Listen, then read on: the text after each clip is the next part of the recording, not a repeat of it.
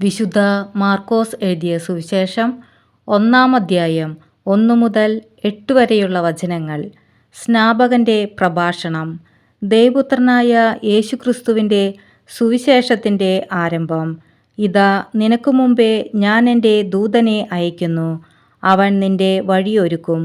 മരുഭൂമിയിൽ വിളിച്ചു പറയുന്നവൻ്റെ ശബ്ദം. കർത്താവിൻ്റെ വഴി ഒരുക്കുവിൻ, അവൻ്റെ പാത നേരെയാക്കുവിൻ എന്ന് ഏശയ്യാ പ്രവാചകന്റെ ഗ്രന്ഥത്തിൽ എഴുതപ്പെട്ടിരിക്കുന്നതുപോലെ പാപമോചനത്തിനുള്ള അനുതാപത്തിൻ്റെ ജ്ഞാനസ്നാനം പ്രസംഗിച്ചുകൊണ്ട് സ്നാപക യോഹന്നാൻ മരുഭൂമിയിൽ പ്രത്യക്ഷപ്പെട്ടു.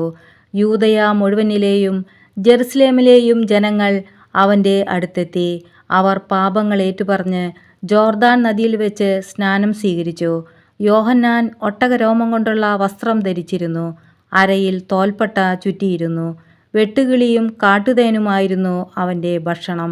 അവൻ ഇപ്രകാരം ഉദ്ഘോഷിച്ചു: എന്നേക്കാൾ ശക്തനായവൻ എൻ്റെ പിന്നാലെ വരുന്നു. കുനിഞ്ഞ് അവൻ്റെ ചെരുപ്പിൻ്റെ വള്ളികൾ അഴിക്കാൻ പോലും ഞാൻ യോഗ്യനല്ല.